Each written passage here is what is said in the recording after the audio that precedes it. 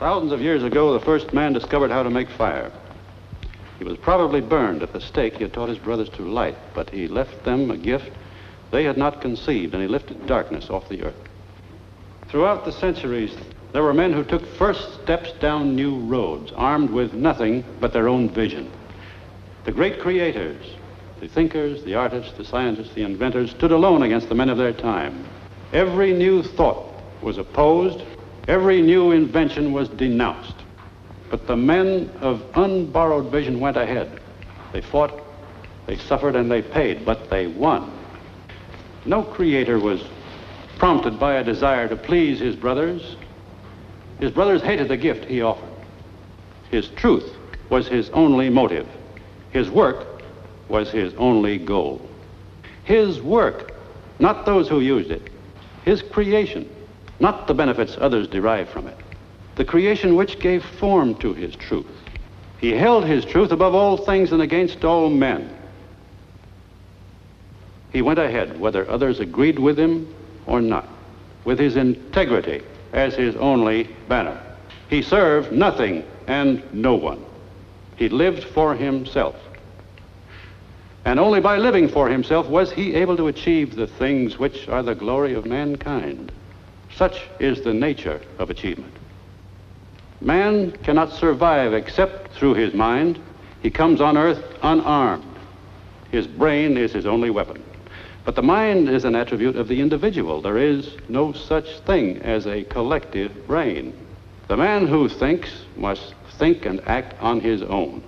The reasoning mind cannot work under any form of compulsion. It cannot be subordinated to the needs, opinions, or wishes of others.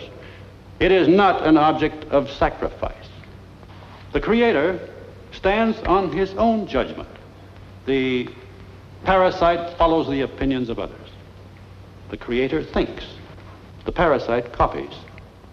The Creator produces. The parasite loots.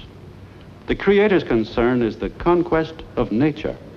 The parasite's concern is the conquest of man. The Creator requires independence. He neither serves nor rules.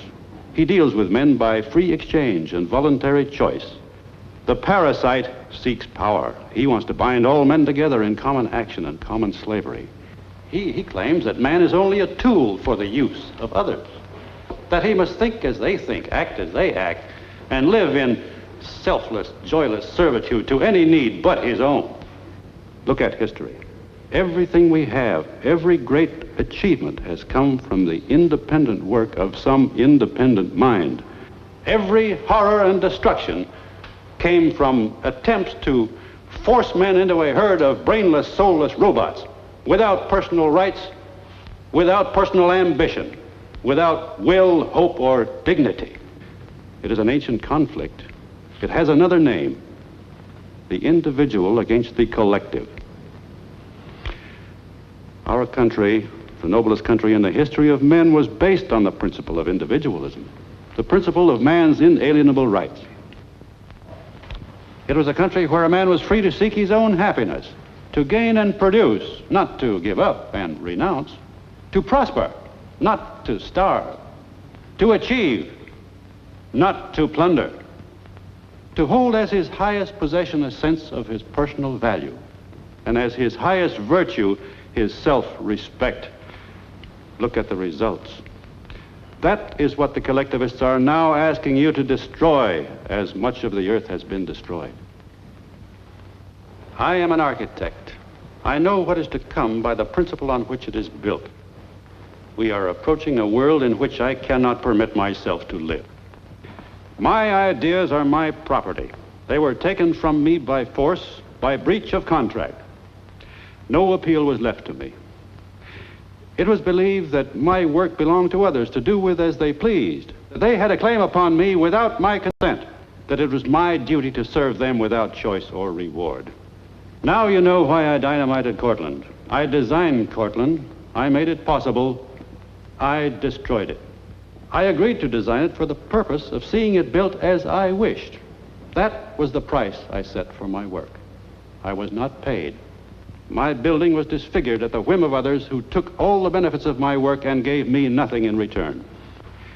I came here to say that I do not recognize anyone's right to 1 minute of my life, nor to any part of my energy, nor to any achievement of mine, no matter who makes the claim. It had to be said. The world is perishing from an orgy of self-sacrificing. I came here to be heard in the name of every man of independence still left in the world. I wanted to state my terms. I do not care to work or live on any others. My terms are a man's right to exist for his own sake.